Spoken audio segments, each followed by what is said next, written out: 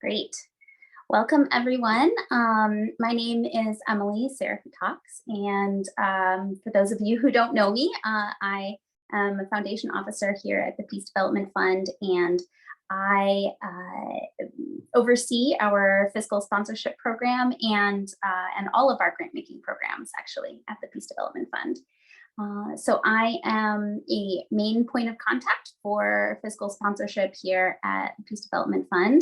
I'll tell you a little bit about my background a little later, but first I just want to introduce the other person that you might be interacting with through your fiscal sponsorship journey with PDF. Alexis, would you like to introduce yourself? Hi, I'm Alexis Horn. I am a foundation associate here at Peace Development Fund. I work very closely with Emily on all the grants, a lot of the data entry end of it and the back end of it, including pulling reports and sending out reports. Great, thank you. So this presentation is intended to give you an overview of the monthly timeline of how donations are processed, when you're going to be receiving reports and other communications that happen on a monthly basis. We're going to go over a sample report and talk about the various types of information that's included in the report, and then talk about how you can use that information and in order to leverage more work for your organization, and then some information about where to find help should you need it. So this is just an overview of our monthly timeline. This is the sort of information that I likely went over with you when you first started as a fiscally sponsored organization, or even before you started, but it's good to review it one more time. So donations come in. That's the first thing that happens with donations. They come into to our office either as a paper check, as a online, electronic deposit. They may come through a credit card processor, or through a wire transfer, or we even take stock donations. So there are many different ways that donations come in to the Peace Development Fund. When those donations come in, they are entered into two databases, our donor database and our bookkeeping database. And then at the end of the month, well, really the beginning of the next month, we do what's called reconciliation. So we reconcile between these two databases the information of all of the donations that have been entered in each of these databases. We reconcile that with our bank statements once they're available. Our bank statements usually take a couple days to become available. But that allows us to correct any errors that may have happened in data entry, or a missing deposit, or anything like that, so that we can make sure to reconcile everything with how much money is in our accounts, and finalize the balances for the 40-some organizations that we fiscally sponsor at any one time. So that happens right at the beginning of the month, and usually takes anywhere from usually about 5, sometimes 10 business days. So usually it's about a week or so of reconciliation. But if it's a really busy month, or if we have employees who are sick or on vacation or something, it can take a little bit longer. But usually by the 10th of the month, Alexis is ready to send you your donation reports. This happens once reconciliation is complete, and we can verify that our donation report that we're sending you is complete and accurate. And this is usually, it happens by the 10th, and usually the 15th at the latest is what I would say for that. And if you need a preliminary report, you can request those occasionally as well. And Alexa, I mean, you can reach out to either me or Alexis, but Alexis will be the one who is pulling those and emailing them to you. So you can contact Alexis directly if you would like. But it doesn't hurt to copy me on all communications. And then once the donation report is sent, that means that things are reconciled. So we're getting ready to disperse funds. Again, this happens once reconciliation is complete. And in our handbook, in our fiscal sponsorship handbook, we say that this happens at the end of the month at the latest. But I would say it usually happens by the 15th. This month, we're in March 2023, our fiscal sponsorship disbursements all went out today. Right, Alexis? Yeah, okay. So here we are on March 9th, and disbursements went out. Again, you know, this is a relatively quiet month for donations. So December is a different story for sure. But then also if there are any issues with, you know, the bank account, or if it's a new bank account to us, we do need to test that bank account, and so that takes a little bit longer as well. All funds are dispersed as long as the balance is equal to or more than $500. So if your balance is less than $500, you will receive a donation report if you got donations that month, but you may not receive a disbursement. You will receive a disbursement no matter what your balance is, even if it's only $5 at the end of the fiscal year, because we zero out everything at the end of the fiscal year. And you can request occasional special disbursements. Those we ask for them to be rare because they do require more, you know, processing work on our part. But you know, ask me for more details if that is something that you need at any particular time. Okay. Any questions about the monthly timeline before we go on, or anything that you would like to add, Alexis? No, you're good.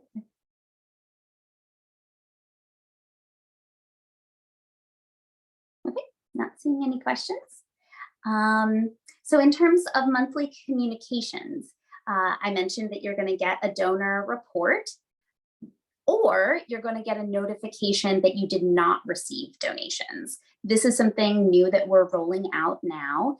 And so it's just a notification that you didn't receive any donations this month, FYI, because sometimes we have people who email and say, I didn't get my donor report for the last month. Well, it's because you didn't get any donations last month. So we're starting notifications to inform folks that they didn't receive donations if they're not receiving a donation report. Then if you are receiving a disbursement, you will also get a grant letter.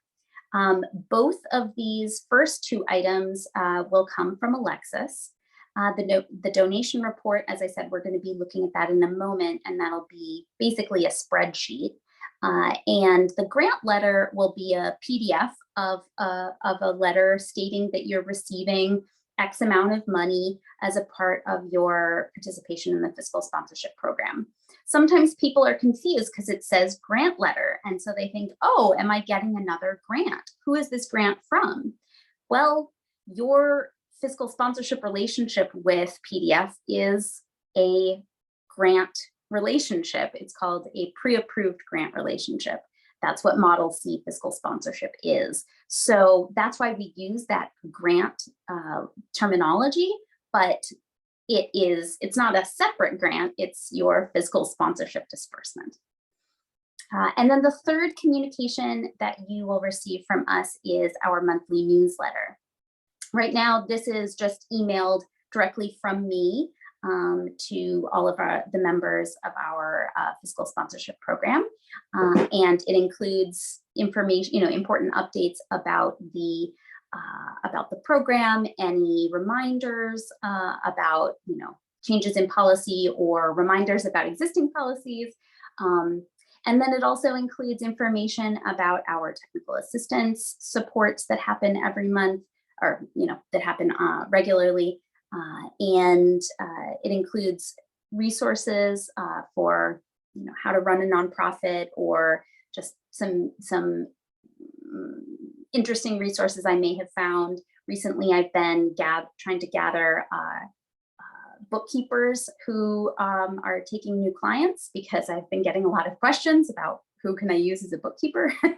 So trying to have it as a resource for the community of folks who are fiscally sponsored by us. And then at the bottom of the email is a curated list of grant opportunities specific to the geographic areas and missions of our fiscally sponsored organizations. So that's the newsletter. So now we're going to do an overview of a monthly donation report. So let me switch over to that. So as I said, you'll get a spreadsheet and it'll look kind of like this. I'm going to zoom in so that we can take a closer look.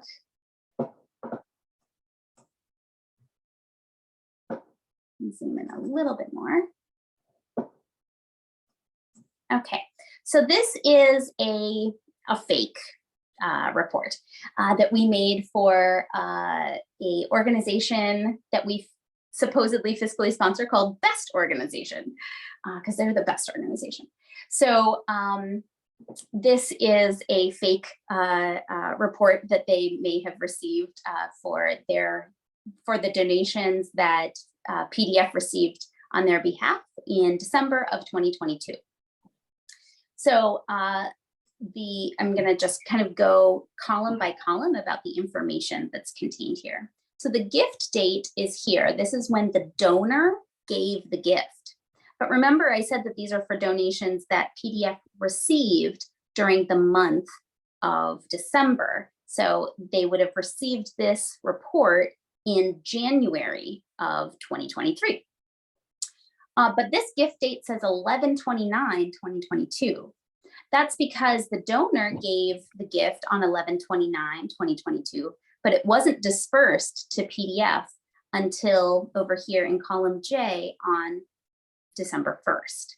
So that happens with especially with credit card donations, is that the donation may have been made on one date, but it takes several days for the money to actually land in PDF's bank account.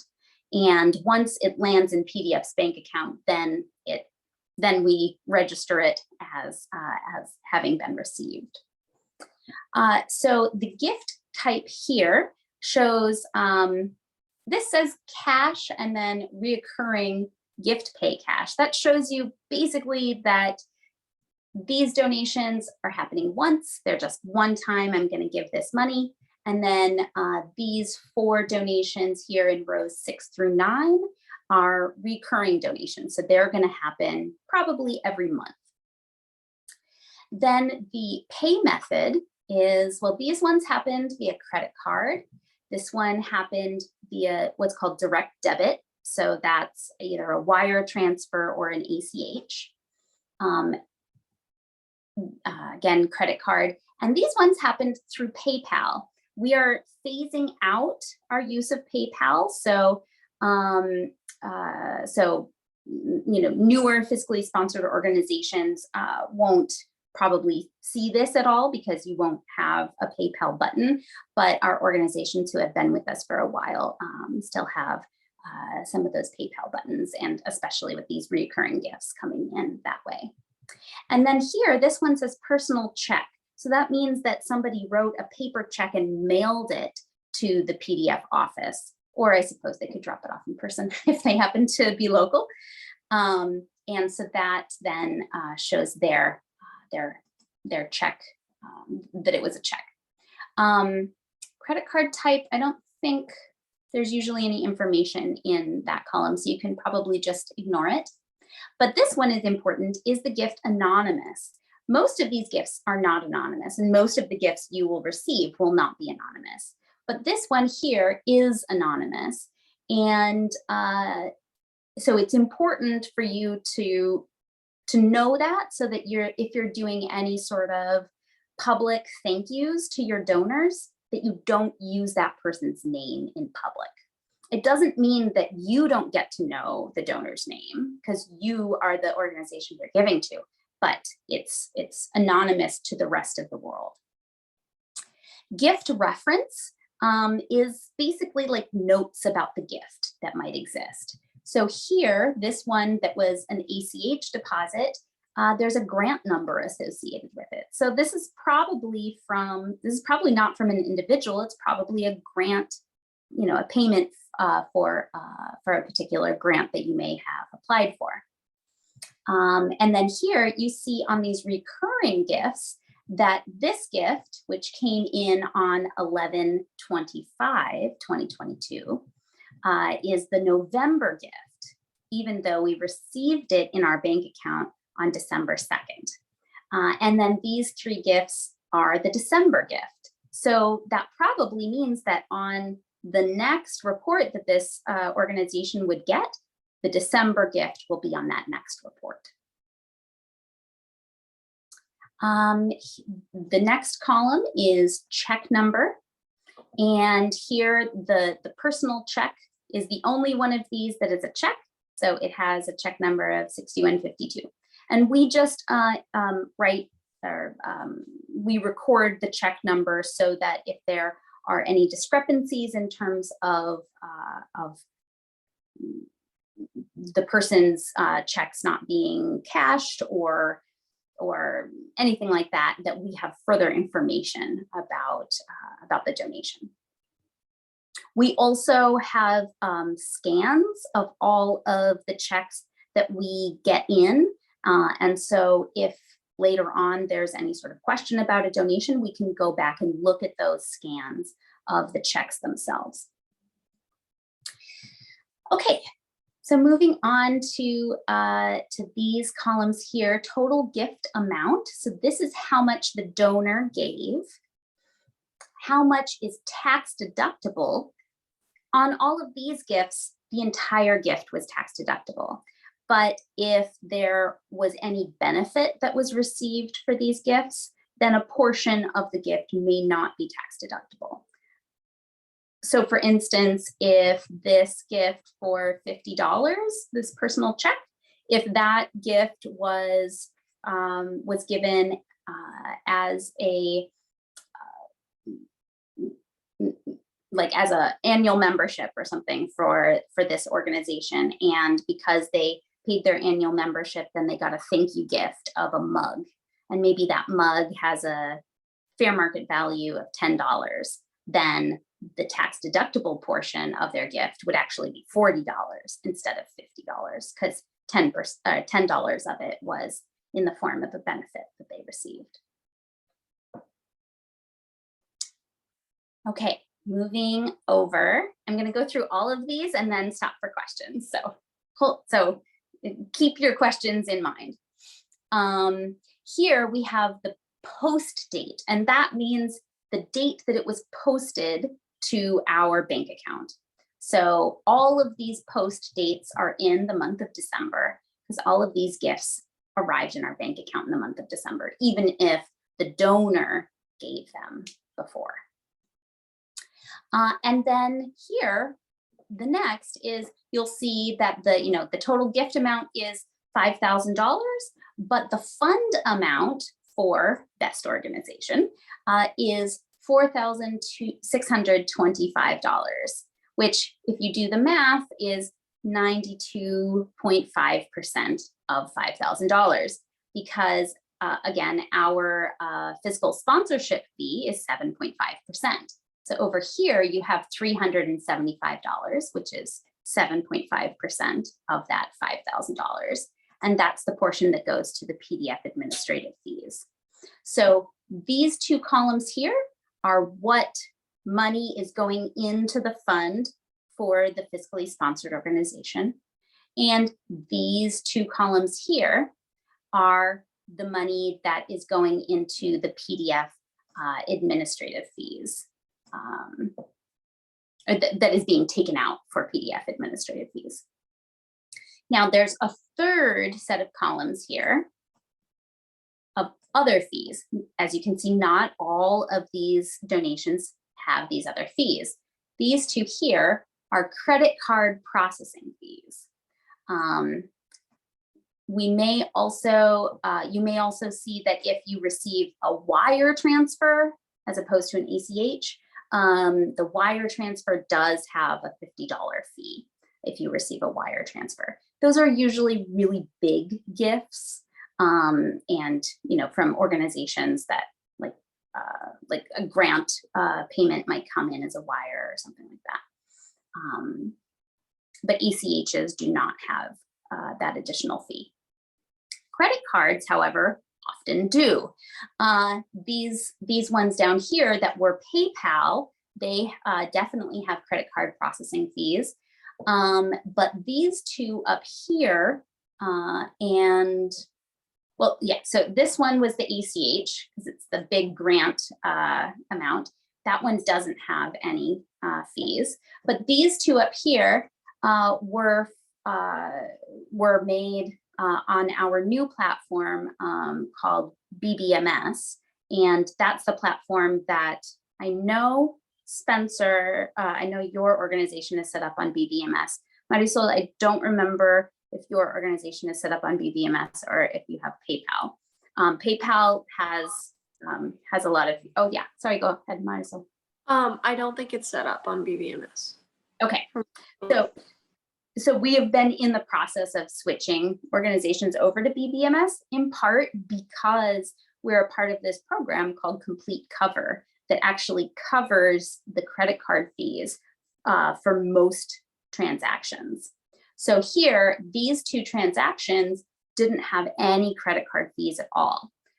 This one did, but that, so you can see the difference. So these are actually the same amount. They were $100 each, these two gifts here. But Best Organization got $92.50 of this $100, whereas they only got $90.21 of this $100 because $2.48 of it went to credit card processing fees. So that's the difference that BBMS is making right now for our fiscally sponsored organizations and why we're moving folks over. Okay, I'm almost done, and then we can pause for other questions as well. So here you have constituent name. Obviously, these are made up constituent names. We do not have Michelle Obama as a donor to PDF, unfortunately. We don't have Gloria Steinem, I don't think, as a PDF donor, maybe back in the day. But you can see this list of donors here. So, so if you remember, there was a donation that was anonymous. And so this column here says, does the constituent give anonymously? And Michelle Obama, yes, does give anonymously. So actually that donation should have been marked anonymous over in the left. But there was another gift that was marked anonymous, but the constituent does not give anonymously. And that's actually different. Because if the constituent gives anonymously, that means every donation that they give is anonymous. But let's say, I think it was this John Lewis right here, who gave the gift that wanted to be anonymous this time. Let's say John Lewis, I don't know, lives next door to the Best Organization office or something like that. And he just doesn't want them to know that, or he doesn't want the public to know rather that that he gave, this extra donation or something like that. So he wants this donation to be anonymous, even if he normally doesn't give anonymously. That's a distinction you probably won't run into a whole lot, but it is important when you do run into it. This primary addressee is for when you actually address an envelope to the constituent. So the constituent name, let's say, might be Gloria Steinem, but the primary addressee might be Gloria Steinem and whatever Gloria Steinem's partner's name is, so that you're addressing it to both people within the household. Then we have address information here. The address information will be more than just 123 Sesame Street. It'll have like the town and the zip code and all of that sort of thing as well. We have phone numbers here for some people, but not everyone. We have emails here for some people, but not everyone. So that's kind of a little picture into the type of information that will be on these reports. And actually, having all of the addresses sometimes happens and sometimes doesn't. So we get as many addresses as we can, but we won't always have an address for the constituent. Okay, I'm gonna pause there and just see if there are any, well, for one thing, Alexis, is there anything that you would like to highlight about the donor reports? Any questions, common questions that you get from fiscally sponsored organizations or anything? I would just emphasize that if there isn't an address there, it's because we don't have it. Sometimes people say, do you have this person's address? If we had it, we would send it. But it is frequent, especially with a lot of online donations, that we don't have addresses for people. Most of the times, if we have an address for them, it might be because they paid by check through the mail, and we know what their address is that way. Yeah. Or it might be that we had an address for them, but then we got a return mail saying that their address is, no longer valid. And so we have, marked their address as invalid.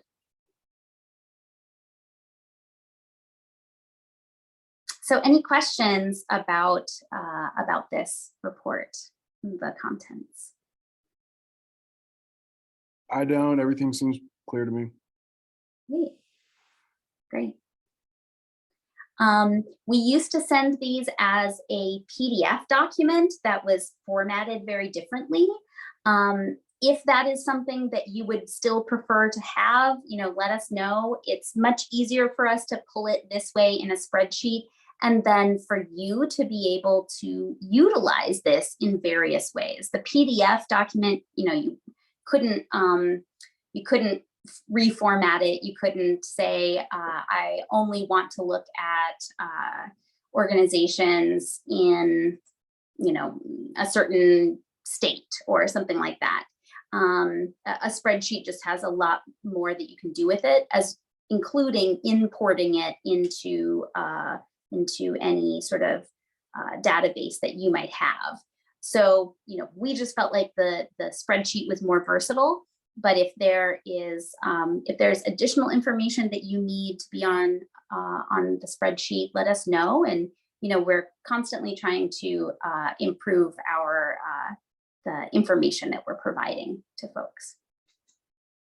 I would also add, if I can, that Please. Sometimes people will need a report that's 3 months long, and I can do that for you. If you want to look back 3 months or look back 6 months or something like that, it's just, it's plenty easy for me to be able to go backwards and pull a few months at a time if that's something that you need.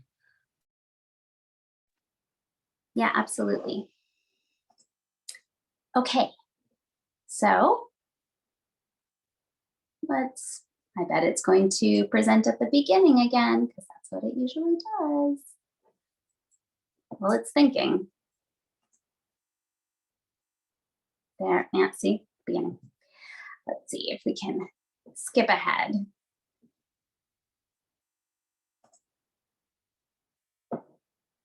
There we go. Okay.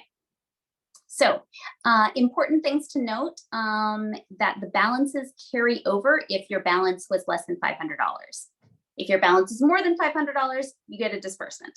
But if your balance was less than $500, then that amount carries over to the next month, so that the disbursement that you get, say 2 or 3 months down the road, will be all of the months leading up to it since the last time you got your disbursement. So 1 month I get $100, the next month I get $200, the month after that I get $1,000. I'm going to get the disbursement that was the $100, the $200, and the $1,000 all together in that one disbursement at the end.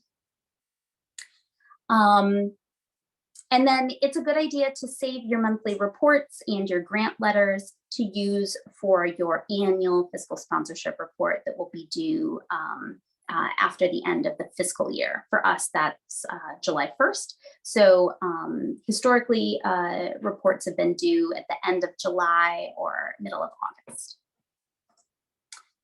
So how to use this report information? You can use it for relationship building. You can send personal appreciation to your donors using those addresses, the phone numbers, the emails, etc. Of course, you can add people to your email or mailing lists. I would definitely recommend using a CRM database if you have a lot of donors. If you have a small number at this time, a spreadsheet is still probably okay. But if you are looking to build a significant base of donors, then a CRM database. I'm sorry, what's a CRM database? Yep. CRM stands for Constituent Relationship Management, I believe. But it's something like Salesforce, or we use our donor database is called Razor's Edge. Razor's Edge is very expensive. Salesforce can be expensive as well. There are other options out there. There are actually a plethora of options out there. And if that is something that you're interested in integrating into your organization's work, I can talk to you about kind of what you hope to achieve with it, what you want to do with it, and what might be good options. It's important to ask again. So these people donated to you, ask them again for donations. And just like we can provide those reports going back a few months or whatever for the donations, we can also provide mailing lists for specific campaigns. If you say to me, I want a list of all individual donors who have given to me within the last 3 years or something like that, I can pull a mailing list for you with the salutations and the addressees and the addresses and all of that sort of thing that you would need for addressing those envelopes in a professional manner. And then the other thing that you can use these reports for is bookkeeping. So you can, as I said, import it into like a bookkeeping database like QuickBooks or something like that if you would like to, or again, just track it on a spreadsheet. But there are 2 options for how you track. You can either track by disbursement. So you got that the $100, $200, and $1,000 total. That's going to be $13,000. What am I talking about? $1,300 that is dispersed to you after that 3 months that I was talking about earlier. So that disbursement would be $1,300, and you can put that into your bookkeeping as income. Or you can track it by each donor. So I'm going to track the $100, I'm going to track the $200, and I'm going to track the $1,000 with the names of each donor and the dates therefore. So if you're tracking by disbursements, there are fewer of them. It is more simple. You can just use the grant letters for those amounts, and you can just report each grant letter and grant amount on your annual report at the end of the year. It is more simple that way. If you want to make sure that you know in your bookkeeping database every single donor that donated to you, for some organizations that's really important, then use your monthly reports to track each donor and then report it as a summary at the end of the year to us. They should equal each other, the disbursements and the donors. This actually was not meant to be on that on this presentation because that's from the fiscal sponsorship info session that is already on our website. But here is the where to get help. So the handbook is really useful for many questions, especially if it's like 1 o'clock in the morning and you are trying to do, whatever new amazing idea, and you want to look up and see if that is allowed in your fiscal sponsorship with PDF, or you want to look up and see what is the date for da da da da whatever. Many questions can be answered in the program handbook. So that is a 24-hour, 365 resource. Alexis is available Monday through Friday to answer questions via email. And Alexis can answer most questions, especially related to the monthly reports or donations or disbursements, any of that, those sorts of things. For more complex questions, you can absolutely reach out to me. You can also schedule on my Calendly. This, excuse me, this presentation will be sent out afterward, so you can, have that link there, or you can just email me and say, hey, I want to set up a time. So that's fine too. but the program handbook is on our website. Alexis is available. She's in the office till usually 3:30 in the afternoon Eastern time. So mornings are better to contact her, but she will, she gets back to folks pretty quickly. And if it's a question she can't answer, she just passes it on to me and asks me for the answer. So she and I communicate throughout the day, every day. So contacting one of us is like contacting both of us. And yeah, that's a bit about us. Here's our staff standing in front of our Amherst office with the office mascot named Aurora. We have a second office mascot now named Ripley. Both doggies are in the office today. You might hear the occasional bark or something, but they're having the afternoon, sleep time. So it's an exciting place around the Amherst office. And then clearly this did not format very well, but there's a little bit about me. Before joining PDF 3.5 years ago, I was a community organizer for 15 years, working with, grassroots organizations, predominantly in Minneapolis and San Diego. And now here I am in Massachusetts. And I also used to be a professional dancer. So it's a little bit about me.